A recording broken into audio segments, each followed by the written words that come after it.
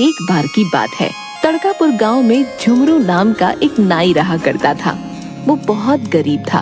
उसके 2 बच्चे और एक बीवी थी।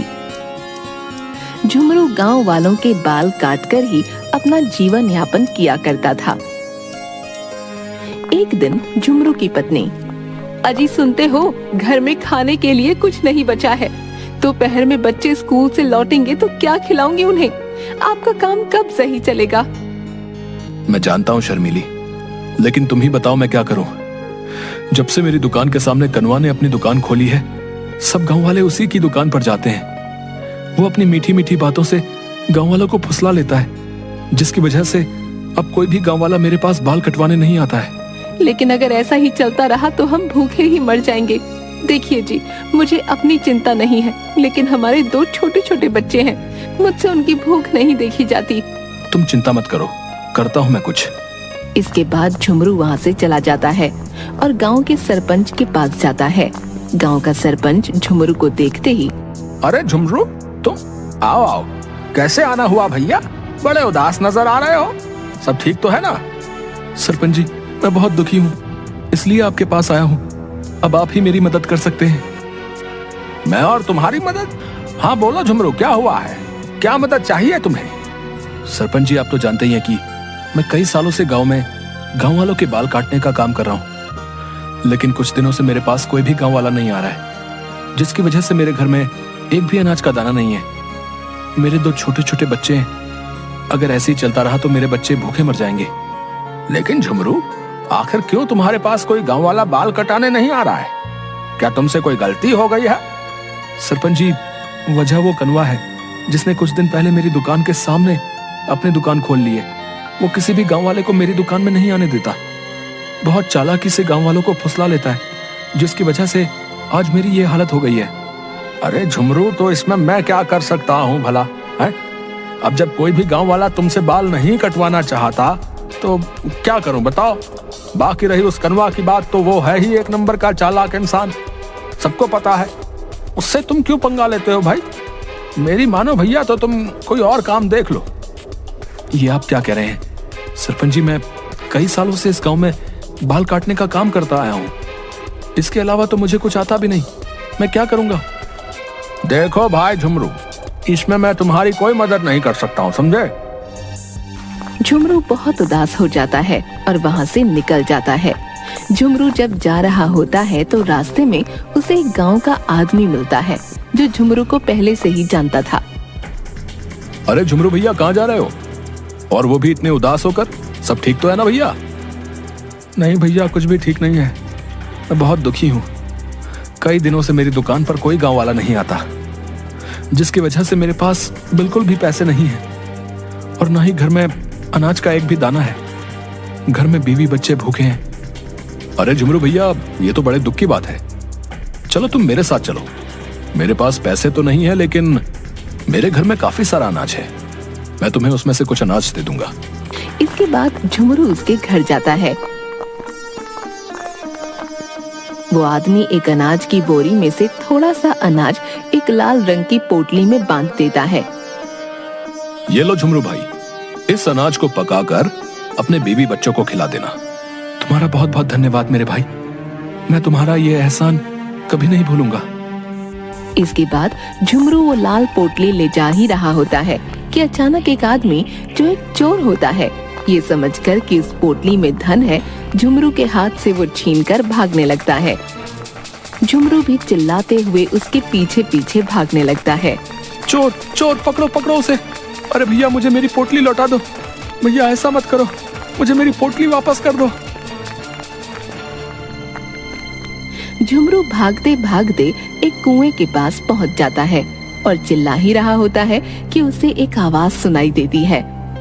जब झुमरू पलट कर देखता है तो एक बूढ़ा बाबा दिखता है, जिसके एक हाथ में लाठी और दूसरे हाथ में एक थैला होता है। अरे क्या हुआ बच्चे, क्यों चिल्ला रहे हो? सब ठीक तो है ना? क्यों इतने दुखी नजर आ रहे हो बच्चा? बाबा, मैं बहुत गरीब हूँ।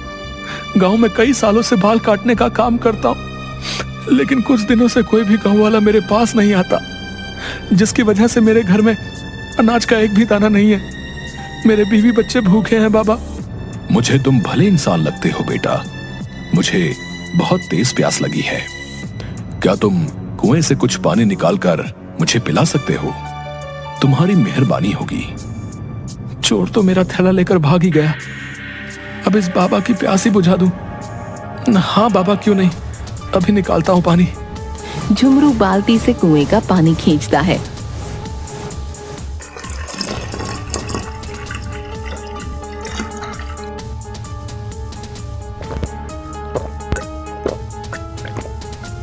अरे वाह, आत्मा तृप्त हो गई। बेटा, इतने दुख में होते हुए भी किसी दूसरे के दुख को समझना, बहुत दयालु आदमी हो तुम। अगर कोई इच्छा हो तो मांग सकते हो। ये सुनकर झुमरू थोड़ा चौंका और बोला, बाबा, मैं धन दौलत का भूखा नहीं हूं, बस अपने परिवार को भरपेट खाना और अच्छी शिक्षा देना चाहता हूं। बहुत उत्तम विचार हैं तेरे। ये लो बेटा, ये जादुई कैंची है, तेरी सारी मुसीबतों को दूर कर देगी। जिस भी इंसान के बाल इस जादुई कैंची से कटेंगे, वो बार बार तुम्हारे ही पास आएगा। लेकिन याद रखना, कोई गलत आदमी इसका इस्तेमाल करेगा तो परिणाम गलत ही होंगे। झुमरू ये सुनकर बड़ा ही हैरान हो जाता है। क्या सच में बाबा, ये एक जादुई कैंची है बाबा? हाँ बच्चे, लेकिन ध्यान रखना, जब इस कैंची को लगेगा कि अब तुम्हें इसकी जरूरत नहीं है, तो ये तुम्हारी इच्छा से गायब भी हो जाएगी। ठीक है बाबा, मैं ध्यान रखूंगा। अरे आ गए तुम, कहाँ रह गए थे? मैं कब से तुम्हारा इंतजार कर रही थी। बच्चे भी कब से तुम्हारा ही इंतजार कर रहे थे। बच्चे भूखे ही सो गए हैं। मैं तो इनके लिए अनाज लेकर ही आ रहा था कि रास्ते में एक चोर ने मेरे हाथ से अनाज की पोटली को धन समझ के छीन लिया। मैं उसके पीछे भाग रहा था कि वहां मुझे एक बाबा मिले। मैंने उन्हें अपना सारा हाल बताया और उस बाबा ने मुझे ये जादुई कैंची दे दी। ये आप क्या कह रहे हैं?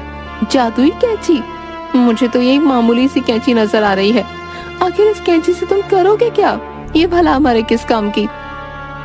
अरे नहीं शर्मिली, बाबा ने कहा है जब मैं इस जादुई कैंची से किसी गांव वाले के बाल काटूंगा तो मुझे बिल्कुल भी मेहनत नहीं करनी पड़ेगी। बाल खुद ही कट जाएंगे और वो इंसान दोबारा मेरे पास ही आएगा। क्या आप सच कह रहे हैं? अगर ऐसा हुआ तो ये तो हमारे लिए बहुत अच्छी बात होगी।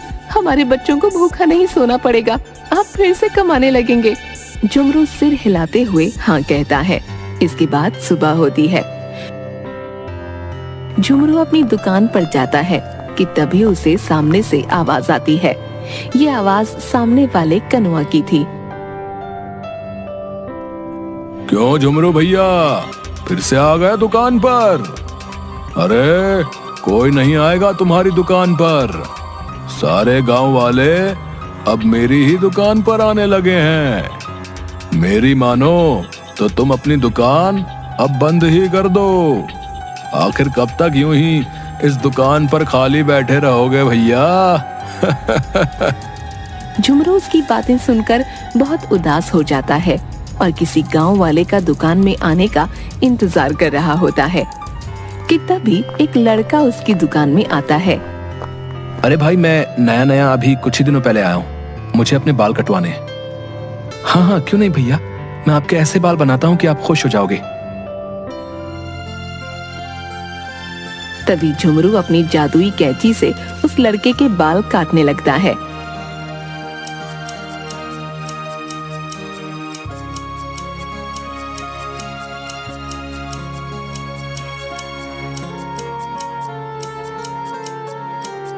जैसे ही उसके बाल कट जाते हैं। अरे वाह भाई, तुम्हारे हाथ में तो जादू है जादू। तुमने कितने अच्छे बाल बनाए मेरे। क्या भाई आपको पसंद आए मेरे बनाए हुए बाल? हाँ भाई, बहुत ज्यादा। अब मैं आपके पास ही आया करूंगा। इसके बाद वो कुछ पैसे झुमरू को देता है और वहाँ से चला जाता है। अब जब वो लड़का किसी भी गांव वाले से मिलता तो सबसे यही बताता कि झुमरू से अच्छे बाल कोई नहीं बनाता। उसकी ये बात सुनकर गांव वाले झुमरू की दुकान पर जाने लगे। अब एक के बाद एक गांव वाले झुमरू की दुकान पर जाते और झुमरू अपनी जादुई कैंची से उनके बाल काटता। अरे सच में ये तो चमत्कार ही हो गया है। वाकई ये जादुई कैंची तो बहुत शक्तिशाली है। जब से आपने इस जादुई कैंची से गांव वालों के बाल काटने शुरू किए हैं, तब से सभी गांव वाले आपके ही पास आते हैं। हाँ शर्मिली, तुम सही बोल रही हो। बाबा ने हमारी ईमानदारी का अच्छा इनाम दिया हमें। भगवान तेरा लाख लाख शुक्र है। आप सही बोल रहे हो जी। अब तो हमारे बच्चे भरपेट खाते भी हैं और अच्छे से पढ़ाई भी कर पा रहे हैं। अच्छा तो ठीक है, अब मैं चलता हूँ। झुमरू अपनी दुकान पर आता है। तभी एक मोटा सा आदमी उसकी दुकान पर आता है।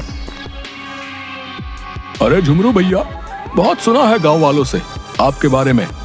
कहते हैं आपके हाथों में जादू है, तो तनिक जरा आज हमारे भी बाल बना दीजिए। हाँ हाँ भाई, क्यों नहीं। अभी देखो कितने सुंदर बाल बनाते हैं। तुम भी पूरे गांव में कहते फिरोगे कि झुमरू जैसे बाल कोई नहीं बना सकता। बैठो मेरी कुर्सी पर। जैसे ही झुमरू उसके बाल काटना शुरू करता है, जादुई कैंची अपने आप कुछ ही देर में उसके बाल अच्छे से काट देती है। वाह झुमरू भाई वाह, कमाल के बाल काटे आपने। लीजिए अपने पैसे। भाई मजा आ गया, शाहरुख खान लग रहा हूँ बिल्कुल। उसके बाद वो मोटा आदमी कनुआ के पास जाकर, अरे कनुआ, तुम तो अपना बोरी बिस्तर अब बांध लो भाई। झुमरू के पास तो सच में एक जादुई कैंची है जो उसके एक इशारे पर बाल काट देती है। देखो जरा, देखो मेरा हेयर स्टाइल। इस झुमरू के बच्चे से ये जादुई कैंची तो कनुआ छीन ही लेगा। तुम देखते जाओ। उसके बाद कनुआ देखता है कि दोपहर में जब झुमरू खाना खाने के लिए घर की तरफ निकलता है, यही सही समय है, अभी इसकी कैंची चुरा लेता हूँ। और कनुआ चुपचाप से झुमरू की दुकान में घुसकर उसकी जादुई कैंची चुरा लेता है। उसके बाद अपनी दुकान पर आकर, अब इस जादुई कैंची से मैं बाल काटूंगा।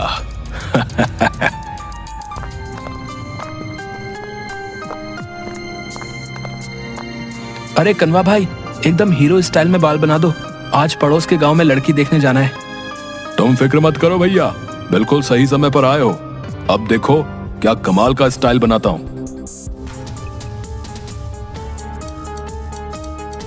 जादुई कैंची ने उस लड़के को बिल्कुल गंजा कर दिया। अरे ये क्या कर दिया तुमने? तुमने तो मुझे गंजाई कर दिया। ये किस जन्म का बदला लिया तुमने? आखिर मैंने क्या बिगाड़ा था तुम्हारा? अब मैं लड़की देखने कैसे जाऊंगा? अरे अरे भाई, मुझे नहीं पता ये कैसे हो गया, मुझे माफ कर दो भाई। एक तो तुमने सारे सर के बाल उड़ा दिए और बोल रहे हो मुझे नहीं पता ये कैसे हो गया। मेरे साथ मजाक कर रहे हो? अब सारे गांव वालों को तुम्हारे इस कारनामे के बारे में बताऊंगा। ये अच्छा नहीं किया तुमने। ऐसा बोलता हुआ लड़का वहाँ से चला जाता है। उधर दूसरी तरफ झुमरू जब सब तरफ अपनी कैंची खोज रहा था, अब यहीं तो रख कर गया था। कहाँ चली गई मेरी कैंची? किसने चुरा ली? अरे अब मैं क्या करूंगा? और रोता हुआ अपनी दुकान के बाहर बैठ गया। थोड़ी देर बाद एक और आदमी कनुआ की दुकान पर आता है। अरे कनवा भाई, जरा मेरे बाल काट दीजिए। मेरे दोस्त की शादी है, वहां जाना है। दिखाओ भाई अपने हाथों का जादू है। हाँ हाँ भाई, क्यों नहीं, अभी बना देता हूँ। आपके सुंदर बाल, आपके सारे दोस्तों में आप ही चमकोगे। लेकिन जैसे ही कनुआ उसके बाल में कैंची चलाने लगता है, कैंची उस आदमी के बालों पर न चलकर उसके कपड़े काटने लगती है और एक एक करके उस आदमी के सारे कपड़े काट देती है। उसके बाद कैंची ने कनुआ के भी बाल उड़ा दिए। भाई क्या कर रहे हो? ये सारे कपड़े काट दिए मेरे। अरे कैसे काम करते हो तुम, हटो। अभी अभी नए कपड़े पहन कर आया था, अब इसकी भरपाई कौन करेगा बताओ? भाई इसमें मेरी कोई गलती नहीं। ये कैंची मेरे कहने से नहीं चल रही थी, अपनी ही मनमर्जी कर रही थी। मुझे माफ कर दो। अभी मुखिया जी को शिकायत करूंगा तुम्हारी, रुको। और वो आदमी गुस्से से वहाँ से चला गया। सब तो इसे जादुई कैंची बता रहे थे। इसने तो मेरा सारा धंधा ही चौपट कर दिया। अपनी दुकान के बाहर बैठा झुमरू सब देख रहा था। तभी झुमरू कनुआ के पास आकर, कनवा तुमने ही मेरी जादुई कैंची चुराई है ना? हाँ झुमरू, तुम्हारे पास ज्यादा ग्राहक आते देख मुझे जलन होती थी, इसलिए। मैंने तुम्हारी जादुई कैंची चुरा ली, लेकिन इसने तो मेरा सारा काम ही बिगाड़ दिया। क्योंकि ये एक जादुई कैंची है, मेरी ईमानदारी और इंसानियत के नाते मुझे एक बूढ़े बाबा ने दी थी।